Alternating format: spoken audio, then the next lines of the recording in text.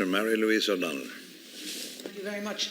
Last year, I was delighted to see this morning that the Minister of Communications, Climate Action and Environment, Richard Bruton, has beginning to do a lot of work in relation to climate change and plastic bag levy and waste recovery, and even down to coffee cups and putting all kinds of levies on them. I have a thing about people walking and eating at the same time. It's the worst of America come to Ireland.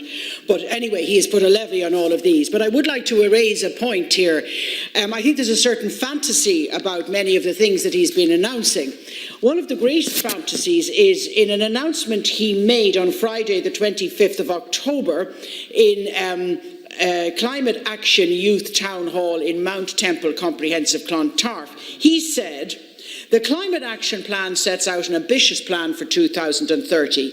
We're going to have 5 times as much renewable energy on our grid. We're going to have 10 times as much refitting of homes and buildings. We're going to have 25 times penetration of electric vehicles among our cars. We're going to have 0 non-recyclable plastics compared to 60% today. We're going to have 500,000 extra daily public active commuter journeys. And here it is, we're going to have planted 250 million trees."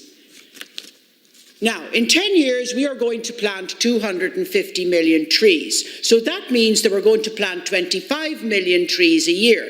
And that means that we're going to plant 2,083,000 trees a month. And that means that we are going to plant 69,000 trees a day. Now, I don't know who's writing this. I mean, I think it's kind of the fairy tales of Ireland.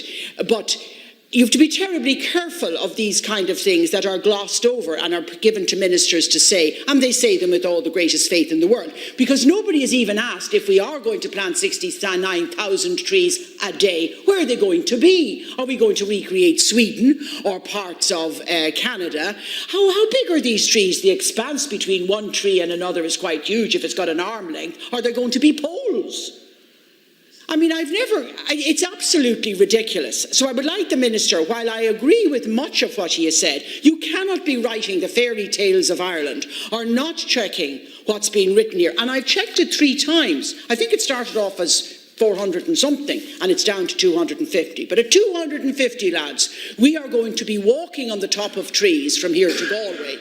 Any squirrel, we won't have to take the train at all. You just can walk on the top of the tree, no problem. Maybe we can swing like orangutans. Because I don't know where these spaces are. What kind of, well, but it's a very serious problem, because at one stage we're trying to do something different. But another, these are the fairy tales of Ireland that could be brought to song. You cannot write fantasy like this, gifted to the Irish people, when it's not true, because it's what happens on the doors. You promised me this when the promises were the fairy tales of Ireland. Okay, so could the Minister come in and explain this? Or the civil servant who wrote it and got him to say it? Worse again.